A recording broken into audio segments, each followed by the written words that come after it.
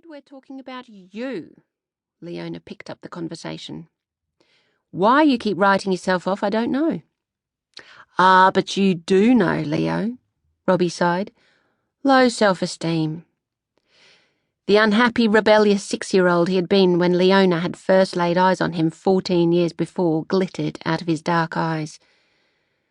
The problem is, I don't know who I am. Carlo didn't want any part of me, didn't even bother to toss a coin for me. Heads me, tails your mother. Your dad, my stepfather, is a good man, a gentleman of the old school, but he still doesn't know what to make of me. Just hope things don't get any worse. Mother dearest has never loved me, no need to ask why. I don't make her proud and I don't look a scrap like her. I keep reminding her of Carlo and their failed marriage. To top it off, I'm not a Blanchard, am I, all these years later? Robbie's intense young face took on a bitter cast. I'm the misfit in your midst, the emotionally neglected adopted son. In a way, he was absolutely spot on. But Leona didn't hold back on the groans. Please, Robbie, not again.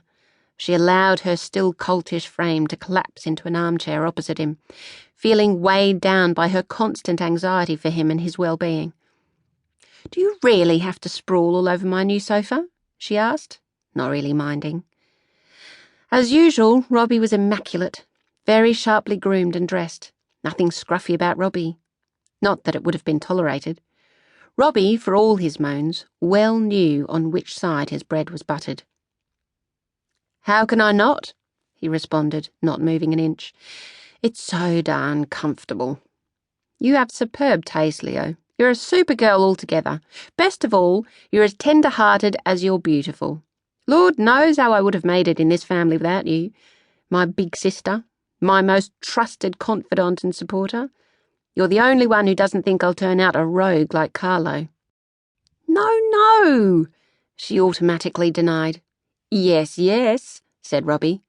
They're all just waiting for me to prove it.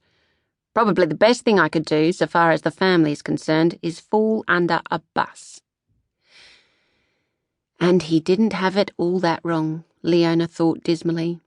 For that reason, she couldn't let the opportunity go past. You might consider your gambling as a worry, Robbie. You have to get a grip on that. She couldn't bring herself to throw in drugs again. Not so soon after their last confrontation.